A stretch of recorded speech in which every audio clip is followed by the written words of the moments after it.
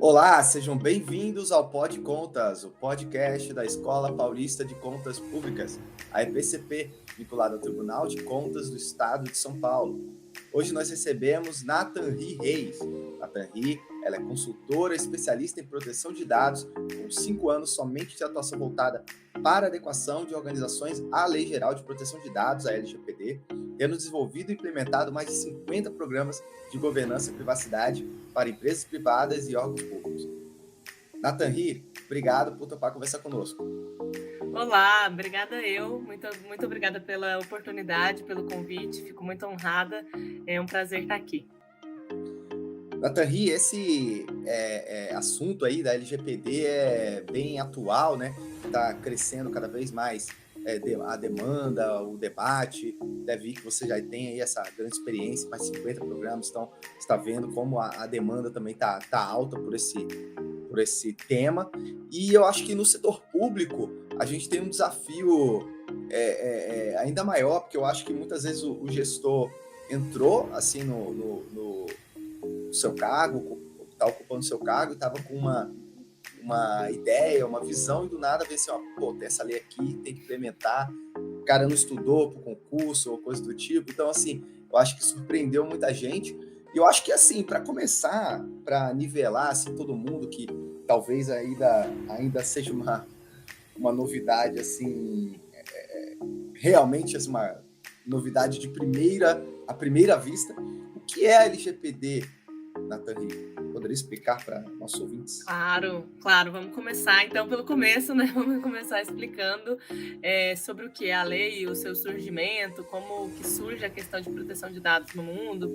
Então, basicamente, no Brasil, ela surge, as discussões começam ali, né, em torno de 2016, e a lei realmente é promulgada em 18. E isso tudo começou vindo também de uma discussão de fora, europeia. A nossa LGPD é extremamente baseada, né, inspirada no Regulamento Europeu de Proteção de Dados, e toda essa discussão ao redor desse tema começa por conta da necessidade de ter algum controle, alguma regulação a respeito dos dados que começam a circular no mundo todo com a era da informação.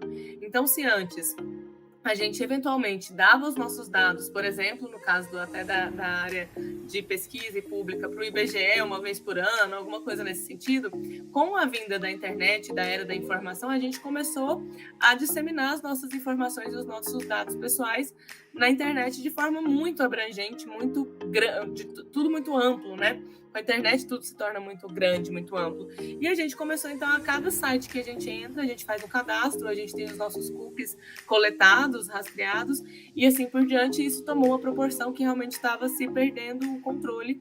A gente não estava mais conseguindo entender quem tinha as informações, por que elas estavam sendo usadas, e isso começa a afetar realmente o livre desenvolvimento da personalidade, então até a própria liberdade da pessoa ali física, né, pessoa natural, que a gente fala no direito, e essas questões também de direitos fundamentais como liberdade, privacidade. Então a gente sempre teve direito à vida privada desde a Constituição de 88, e isso começou a ficar em xeque, porque realmente a gente estava tendo esses direitos um pouco, começando a se tornar um pouco nebulosos, já ficando um pouco violados em alguns momentos. Então, essa questão de manter a liberdade, a privacidade, o livre desenvolvimento da personalidade que é o grande ponto que inicia essa discussão de proteção de dados ao redor do mundo. Para trazer alguns acontecimentos-chave, assim, que vão ser também legais para todo mundo lembrar e talvez estudar e entender um pouco melhor. A gente tem até um documentário que eu indico sempre, que é o Privacidade Hackeada, no Netflix, e ele retrata o surgimento dessa discussão justamente por conta de um evento que é o Cambridge Analytica, né, que é uma empresa de marketing eleitoral, que foi quem fez ali as eleições do Trump, e fez também o Brexit, né, coordenou ali a campanha com relação ao Brexit, que é a saída do Reino Unido da União Europeia, e eles usaram dados do Facebook.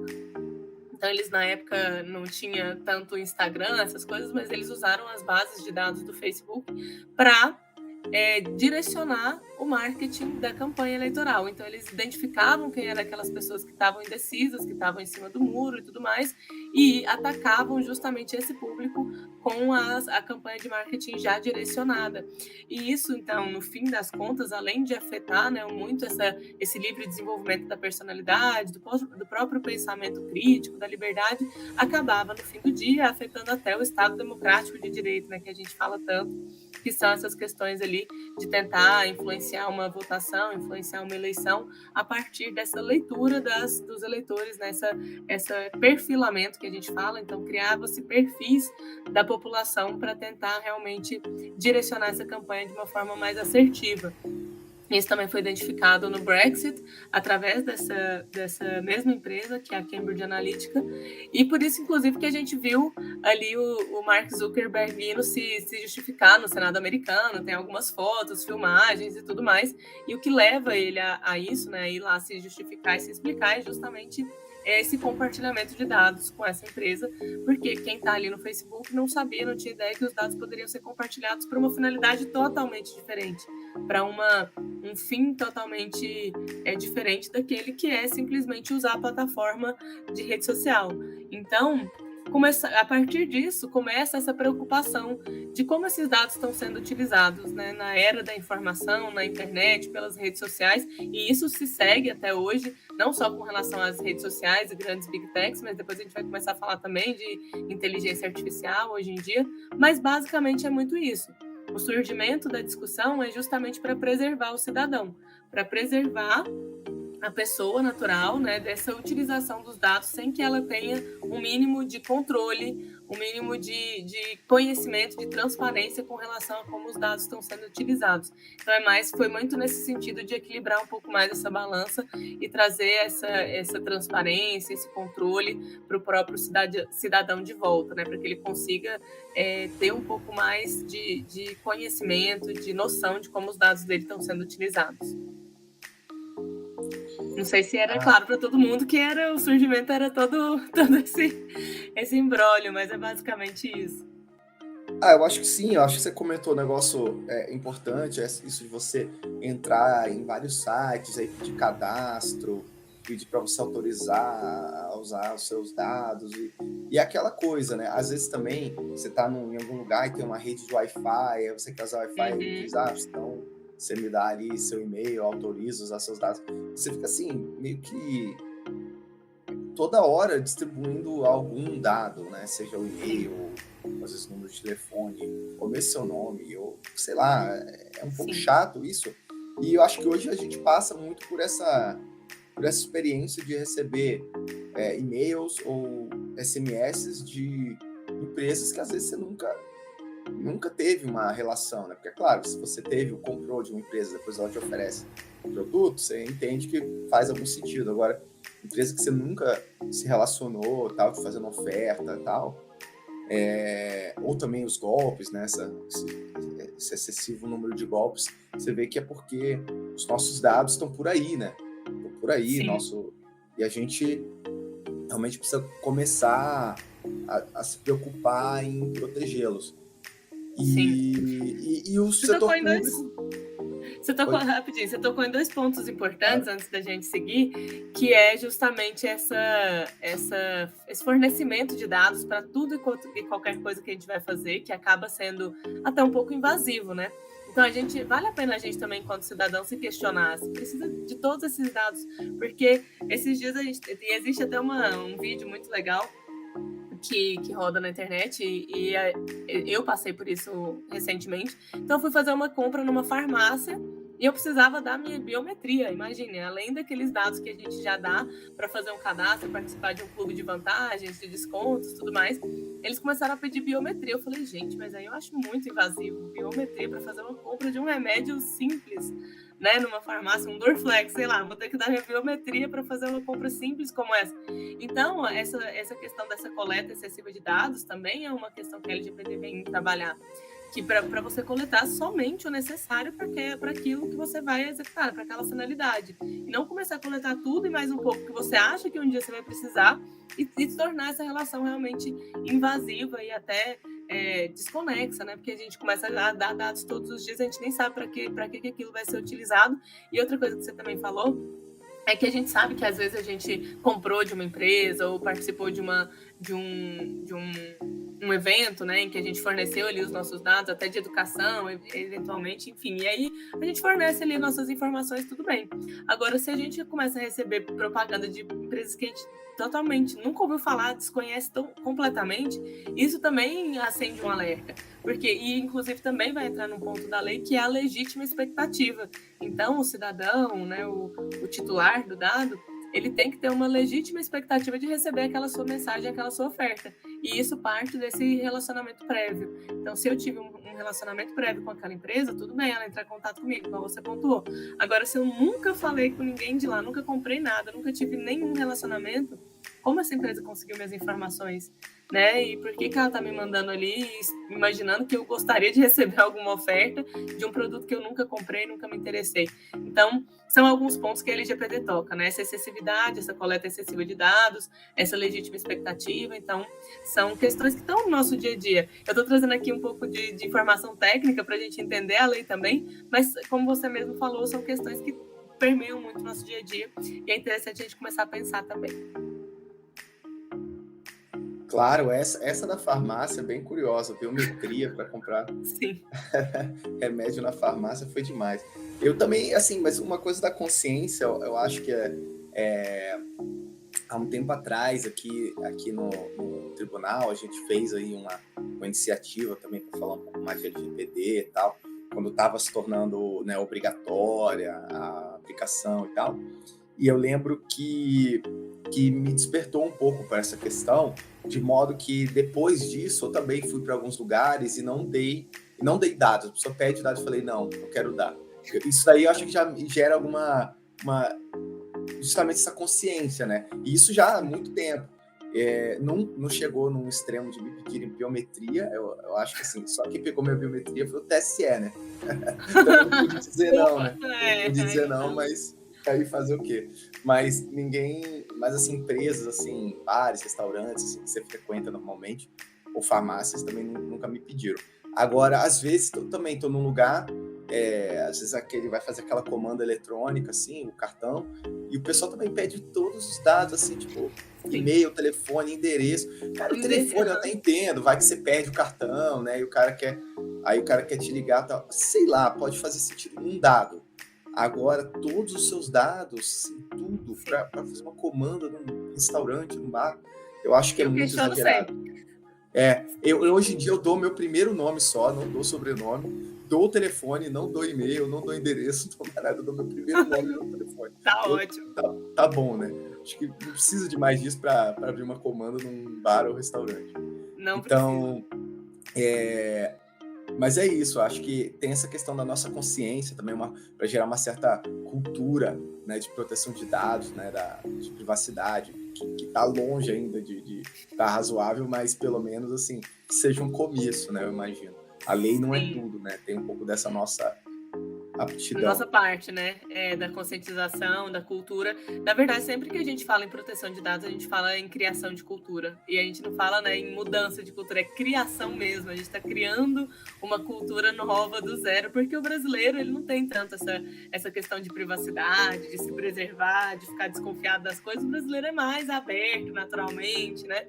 Então ele informa, dá os dados e tudo mais, e não vê problema nenhum nisso. Então a gente está falando de uma criação de cultura do zero mesmo, que a gente está começando, mas é importante essa conscientização justamente para ir sedimentando aos poucos, porque cultura é lento e gradual, a gente sabe disso, mas precisa começar para que a gente chegue em algum momento, né, num nível um pouco mais avançado dessa cultura de privacidade e proteção de dados, e depende da gente também, enquanto cidadão, né, ter essa consciência, questionar um pouco as coisas, e isso também vai forçando as próprias empresas, órgãos públicos a também se questionarem. Poxa, realmente, será que eu precisava pedir tudo isso de informação? Será que eu precisava de todos esses dados para o cadastro? será que a gente não pode reduzir, né, essa coleta? Então, acho que aos poucos isso vai começando e vai tomando mais corpo. Já melhorou, né, bastante assim, do que era. Eu que acompanhei desde o início a lei, quando passou, logo em 2018 até agora. A lei acabou de fazer 5 anos, então a gente viu uma evolução assim, lenta e gradual, como era esperado, mas já está começando a dar algumas nuances assim melhores. Ah, com certeza, é isso daí. A cultura, essa questão da cultura é muito essencial. E você falou sobre Sim. o Brasil, assim, a gente vê cada coisa, né? O pessoal bota o CPF no Pix, né? Aí depois joga Sim. nas redes sociais, passa para todo mundo. Passa assim, todo mundo, você passa o seu CPF no dia a dia, assim, cara. Eu falo, É, meu Deus, cara, no dia a dia. como é que a pessoa faz um É. negócio desse? Costume, né? É muito cultural mesmo, então aos poucos vai mudando. Verdade. Mas então, Nath, aí entrando já um pouco nessa questão do setor público em si, né? Porque a gente também, como falou, o TSE pegou as nossas biometrias por aí, né? Mas não só o TSE, acho que todos os órgãos públicos lidam com dados aí dos cidadãos, né? No caso de serviço público ao cidadão. No caso do Tribunal de Contas, a gente tem dados de cidadão, mas a gente tem muitos dados também de jurisdicionados, né? Dados de prefeituras, de câmaras por aí. Então, assim, a gente Dos tem próprios muitos dados. servidores? Dos próprios Uhum. servidores, então, assim, muitos dados. Então, assim, e como a gente comentou, assim, além de não ter ainda essa cultura de privacidade, de tratamento de dados, assim, muito assentado, a própria legislação que quer criar aí uma governança para isso também é nova e ainda está, assim, de certa forma, quase que engatinhando, assim, ainda um bebê, né, que está começando, assim, Sim. a ser até compreendido. Então, nessa tua experiência aí de implementação de LGPD, não só no setor privado, mas também com os órgãos públicos, quais são os maiores desafios à implementação da LGPD por municípios, por exemplo? Perfeito. Acho que tanto os municípios, eu fiz implementações em municípios e em alguns outros órgãos públicos também, então a minha experiência é mais em município até. E a gente vê que até no setor público os desafios se parecem muito. E o primeiro deles, que a gente sempre fala, é justamente o que você falou, né, nessa sua introdução, que é o tamanho. É tudo muito grande, né? São muitos dados. E no caso dos municípios ou dos órgãos públicos, em termos amplos mesmo, são muitos departamentos, secretarias, muitos órgãos. Então é muita gente, né? Muito servidor para conversar, para capacitar. Então acho que aí começa esse desafio, esse grande desafio da governança propriamente dita, que é também padronizar as coisas. A governança ela vem um pouco nesse sentido, né? De trazer uma padronização. E aí qual o caminho que a gente vai adotar? Então, a gente vai aí por esse caminho de padronizar todas as formas de tratamento. Então, como que, imagine numa secretaria de educação, uma secretaria de saúde, aí a gente tem uma secretaria mais administrativo-financeira, que é totalmente diferente. A gente vai conseguir padronizar todas essas formas de tratamento, ou a gente vai precisar manter alguma especificidade, né? E como lidar com isso, com essas especificidades e com esse nível de diferença também, para criar um gerenciamento possível em termos de governança.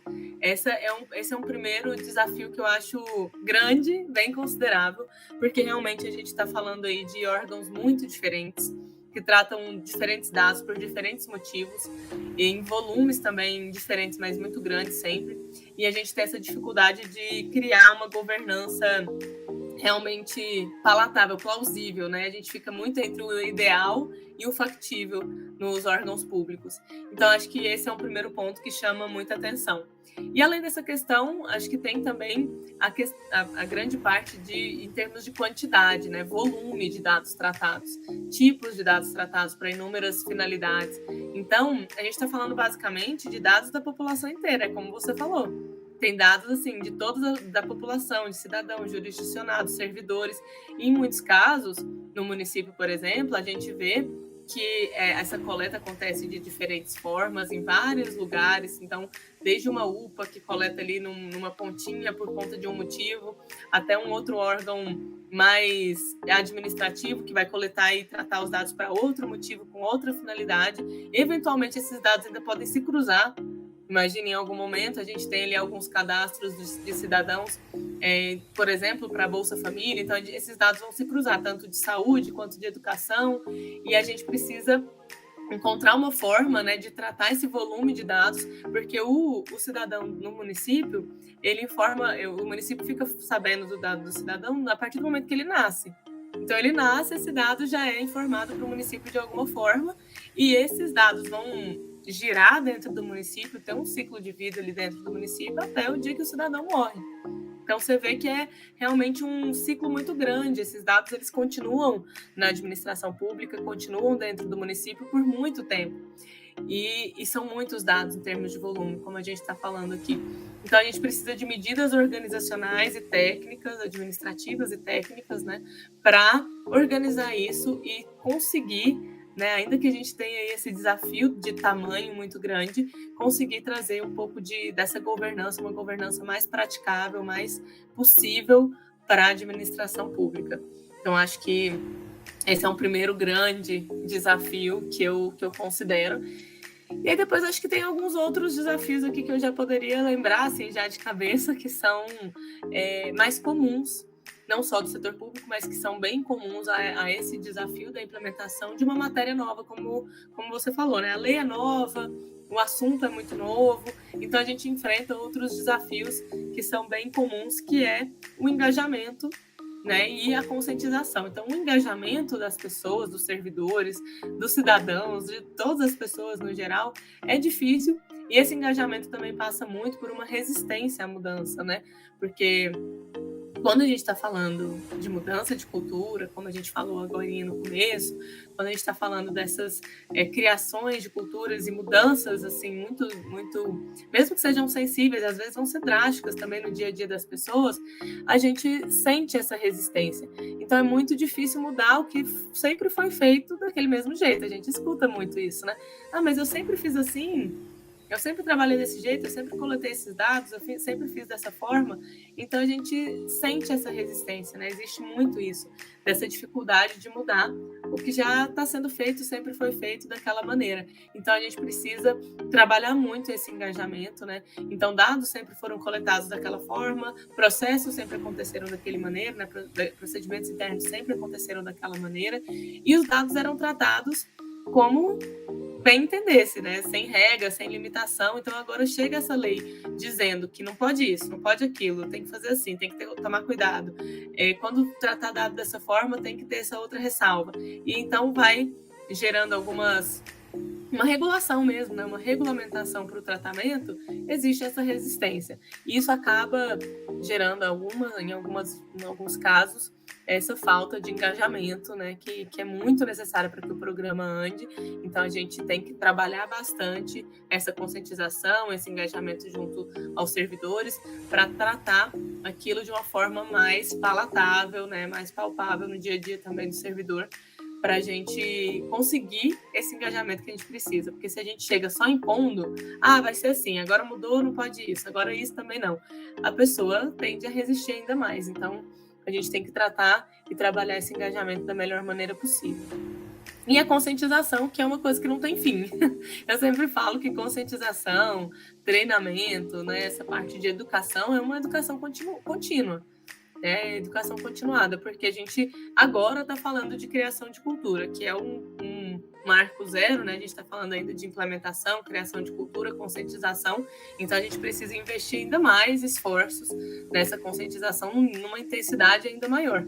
Mas mais adiante, ainda que essa intensidade diminua, a gente vai precisar sempre manter esse tema e seguir nessa conscientização. Então, quando a gente fala em proteção de dados, nessa criação de uma cultura nova, conscientizar um órgão, conscientizar um número enorme de servidores, exige um esforço e tem uma dificuldade, mas a gente precisa, né, fazer isso também com muito afinco, porque é essa conscientização que vai nos gerar o resultado que a gente precisa, que é uma coisa que eu também sempre falo. Os maiores problemas que a gente vê com relação à violação à Lei Geral de Proteção de Dados, que eu já tratei alguns incidentes também, normalmente é o capital humano. Normalmente são as pessoas que, por desconhecimento ou por falta de atenção também, é claro, né, acabam ali tendo um uso equivocado do dado, né? Fazem ali alguma coisa que não podia ser feita, às vezes, né, publica ali alguma informação e aí tem um dado completo de um servidor ou de um jurisdicionado que não poderia ter ido para publicação, algo nesse sentido a gente já viu acontecer em publicação, e a gente começa a entrar na parte mais de órgãos públicos, que é difícil, porque como que você revoga uma publicação? Né? Às vezes o ato em si da publicação está correto, o que estava errado era constar o nome daquela pessoa. Como é que eu vou revogar, né, uma publicação que já está em diário oficial, tem todos esses detalhes que a administração pública passa. Então, a gente precisa cuidar muito dessa conscientização, porque as maiores falhas estão mesmo no capital humano, que eventualmente vai cometer um erro ali, vai ter uma utilização indevida do dado. E então, esse trabalho, né, de treinamento e de educação contínua, eu acho que é muito importante também, e é um desafio, porque também treinar todo mundo, conscientizar todo mundo é muito difícil. Né? A gente passa ali por caminhos mesmo, a gente vai sedimentando um pouco desse treinamento, dessa conscientização, ainda que seja, por exemplo, por treinamentos gravados, para a gente conseguir disponibilizar para o maior número de servidores possíveis, mas eventualmente também tentar esse contato mais próximo, porque a gente sabe que num treinamento presencial, ou pelo menos ao vivo, numa videochamada, a gente tem um engajamento um pouco maior, as pessoas prestam mais atenção, mas dá mais trabalho. A gente sempre trabalha nesse caminho, assim, bem dual, de tentar fazer com que essa conscientização chegue ao maior número de pessoas possível, sem perder esse engajamento, né? Que esse feeling, assim, do ao vivo, do tete-a-tete, que também é difícil. Então, acho que esses 3 pontos, tamanho, engajamento e conscientização, são os 3 principais, que quando a gente está implementando num órgão público, a gente sente mais. Acho que são os que mais chamam a atenção, dentre outros, claro, que vão surgindo. Ótimo. Essa questão do tamanho já imaginava, né? Tipo, já estava conversando sobre realmente o volume de dados que a gente tem hoje. Pô, uma Secretaria de Educação mesmo, você comentou, Secretaria de Saúde, o volume de dados que essas secretarias têm, assim, é surreal, né? Pensando até agora na pandemia, por exemplo, todo mundo foi ali para um posto de saúde, né, deu seus dados para ter a vacina. Então, assim, só agora rolou um certo recadastramento geral aí dos dados de todos para a área de saúde no Brasil, né? Então, assim, hoje deve ser um dos principais aí. E já a educação, além dos dados aí dos alunos, dos pais dos alunos, tem também dados para os professores, que não é exército, né? Que outro dia estavam comentando assim, que só o governo do estado de São Paulo tem mais de 200 mil professores. Assim. A prefeitura também deve ser um exército. Então, assim, é muita gente trabalhando em educação, né? E também em saúde, segurança. Então, realmente, é dado de muita gente para cuidar. E se não tivesse cuidado, vaza e aí aquela coisa, começa a receber. Começa a receber muitas ofertas e golpes também aí, né? A gente recebe, hoje em dia todo mundo recebeu um coisa de banco aí, dizendo, tal coisa. Clica você vai aqui ver, para aumentar seu limite, alguma coisa assim, né? E na realidade é aquele famoso phishing, né? Que é outro ponto, né? Segurança de dados é outro ponto que está crescendo de importância aí. Sim.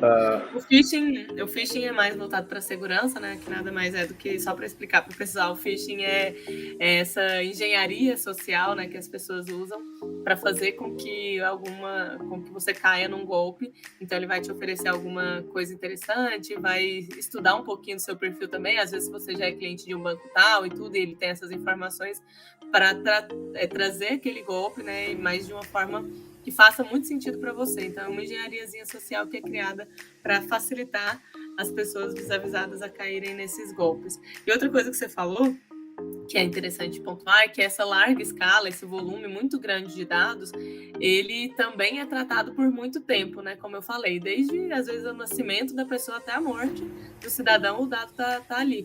Então, além de ser um volume muito grande, uma escala muito larga, tratamento em larga escala, né? Então, um grande volume de dados sendo tratado por um período de tempo muito grande. Então, é tudo complexo, tanto o volume de dados quanto o período que aquele dado precisa ficar junto à administração pública, né, nos municípios, guardado ali, sendo gerido. Então, é complexo, não é fácil, mas é possível. É sempre possível a gente encontrar um jeito. Bom, que bom, essa é um pouco, tem Uma que ter luz no essa fim do visão túnel, né? também. Essa Uhum. filosofia, exatamente. Copo meio cheio também.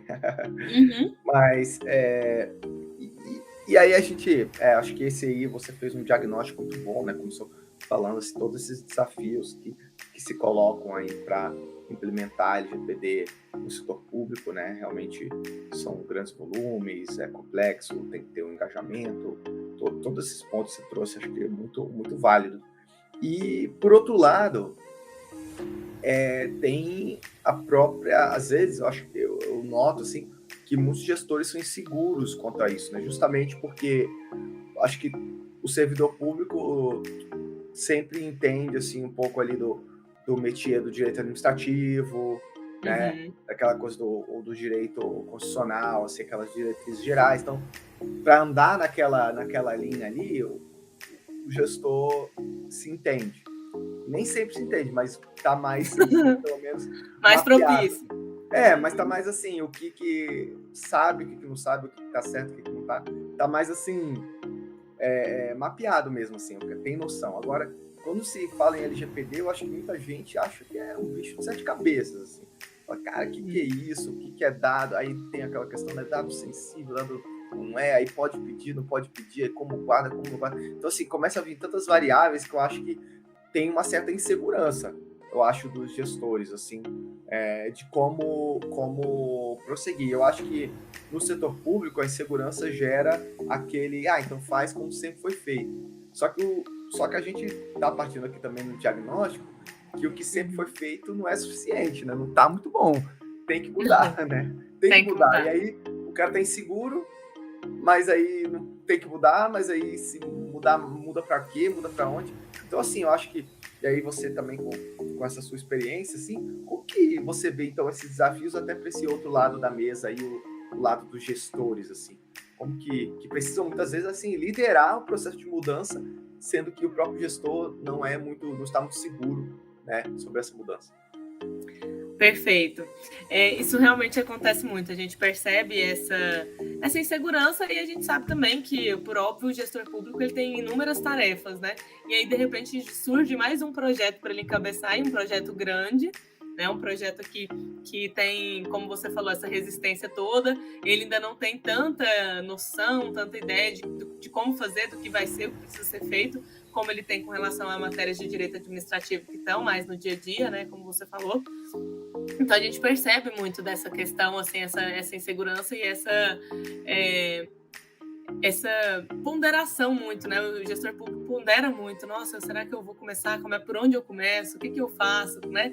Como que eu começo a pensar nesse tema? E aí, conversando com alguns gestores públicos e também, né, de alguns projetos que eu já passei e tudo, acho que algumas questões se repetem um pouco do que eu falei ali como desafio, mas sob um viés diferente. Então, o gestor público ele tem também essa dificuldade de enxergar que é um projeto muito grande.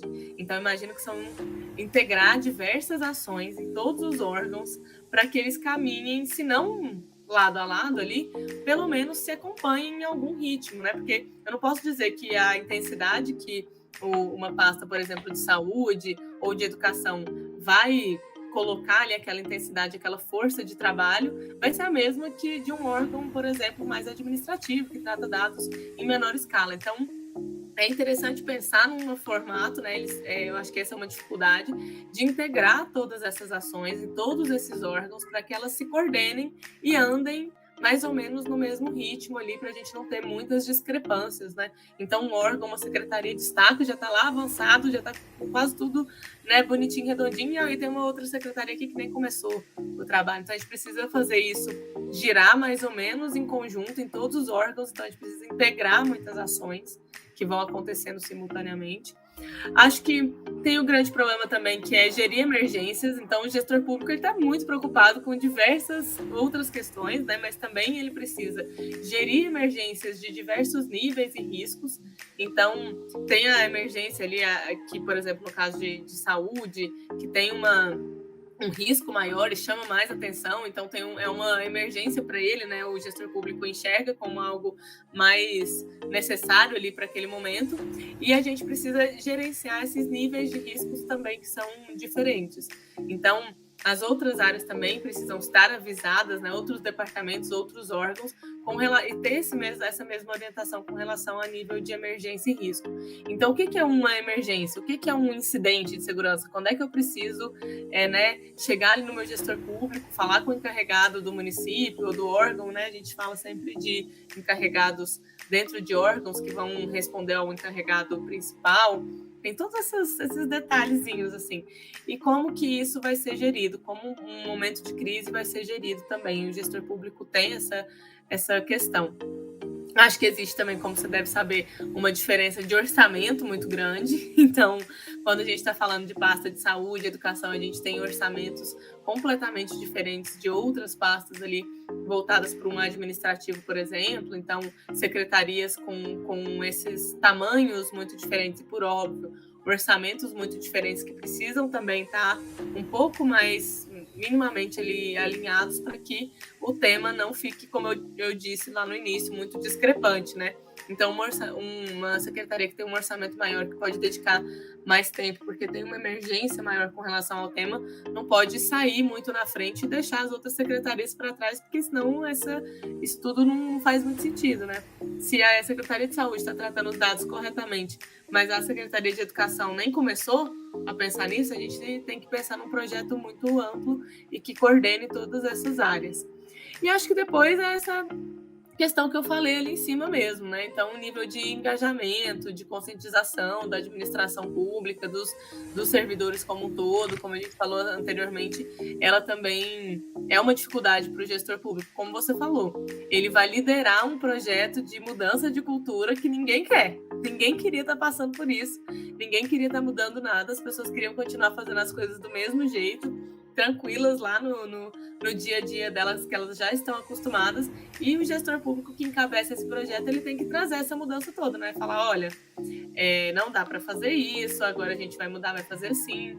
Então tem essas questões, essas mudanças que o gestor tem que encabeçar, e esse nível de engajamento e conscientização, que também, né, precisa ser muito trabalhado. Acho que também é uma dificuldade que o próprio gestor vislumbra, né, enxerga assim, de forma muito clara essa dificuldade de engajamento, conscientização, que o projeto enfrenta no geral, e o gestor público junto enfrenta também. Acho que essas são as principais, mas assim, ainda tem outras, né, com relação ao próprio setor público trabalhar mais focado em emergência do que em prevenção, por exemplo. Eu acho que isso também é um pouco de uma característica, né? Mas os municípios, eles estão preocupados com outras emergências, né? Com outras questões ali que são demandadas no dia a dia, questão voltada para projetos sociais, ou para questão voltada à tributação. Então, são coisas que estão mais ali na frente do gestor e são mais emergenciais para ele, e ele precisa, de alguma maneira, encontrar um espaço para encabeçar, liderar, ou nomear alguém para encabeçar e liderar esse outro projeto de proteção de dados, independentemente das outras emergências que ele sempre vai ter ali no dia a dia também. Então, acho que gerenciar tudo isso acaba sendo um grande desafio para o gestor público. Acho que é um desafio, não deixa de ser, mas como você falou, também não pode ser negligenciado, né? A lei está aí para ser cumprida, os órgãos públicos precisam cumprir também, e mais que isso, precisam dar exemplo, né, de cumprimento de lei. Então, acho que é um desafio, mas que precisa ser abraçado. Perfeito, perfeito. Essa mensagem aí é positiva.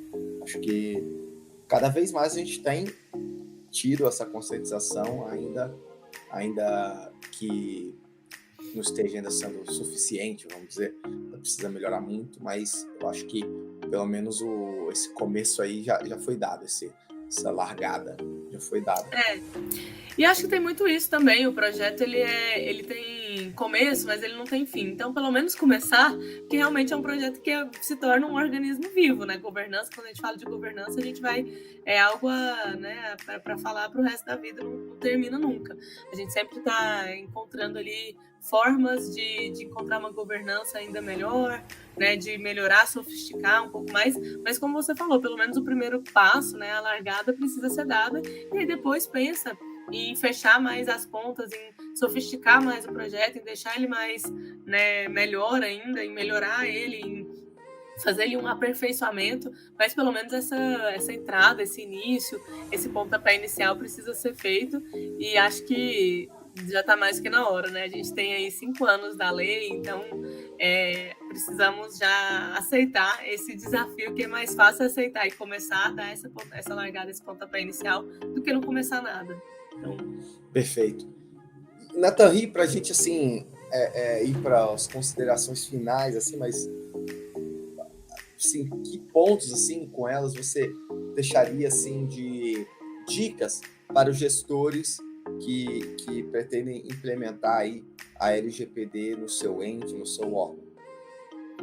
Perfeito. Bom, eu acho que para ter sucesso nessa empreitada, que é grande, longa, complexa, como a gente tem falado, mas que tem também muitos pontos que podem ser facilitados, né, que podem se tornar mais palpáveis, mais palatáveis para o setor público, para que a gente tenha uma largada, pelo menos, e depois pense em melhorar o projeto, o programa como um todo.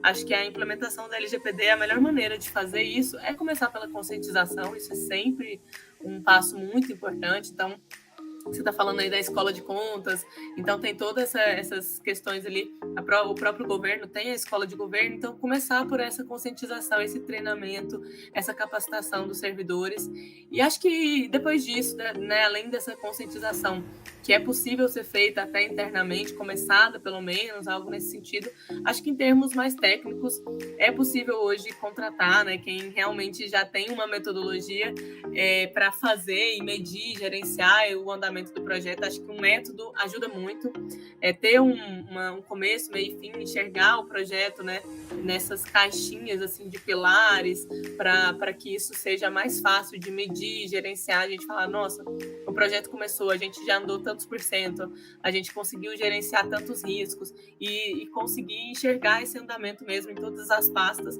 para que o projeto não se perca. Acho que isso é muito importante, ter uma metodologia assim já mais validada, né, para conseguir entender e ver o projeto acontecer e realmente não perder esse investimento inicial, não só de dinheiro, mas eu falo investimento de pessoas mesmo, de tempo, que é muito precioso também para a administração pública. Então, para que isso não seja em vão, acho que ter uma metodologia clara, entender como as coisas estão acontecendo, medir e gerenciar o andamento do programa é muito interessante. E, por fim, acho que depois da implementação é importante lembrar que, para não perder justamente esse investimento que eu falei, é sempre necessário entender que é um programa de começo, assim, mas não tem fim. O programa se torna um organismo vivo, ele precisa desse monitoramento, dessa manutenção, aperfeiçoamento, que é mesmo contínuo. É uma atividade contínua. Então, tenha em mente que, para implementar, eu preciso desse esforço inicial, não adianta falar, tem que ter um esforço mesmo de início, ter uma metodologia gerível, gerenciável, para a gente entender como que o programa está andando, em que pé que ele está, e depois manter ele sempre vivo com essa conscientização, trazendo essa manutenção, esse monitoramento, para que o programa vá se aperfeiçoando com o passar do tempo e não se perca, né, todo esse esforço inicial.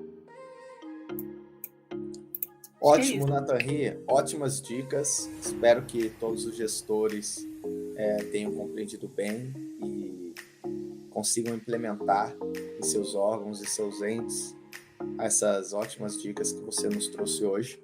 Agradeço muito pela sua presença e pelo seu conhecimento. Sou eu quem agradece pelo convite, pela confiança e pela oportunidade. Foi um prazer estar aqui.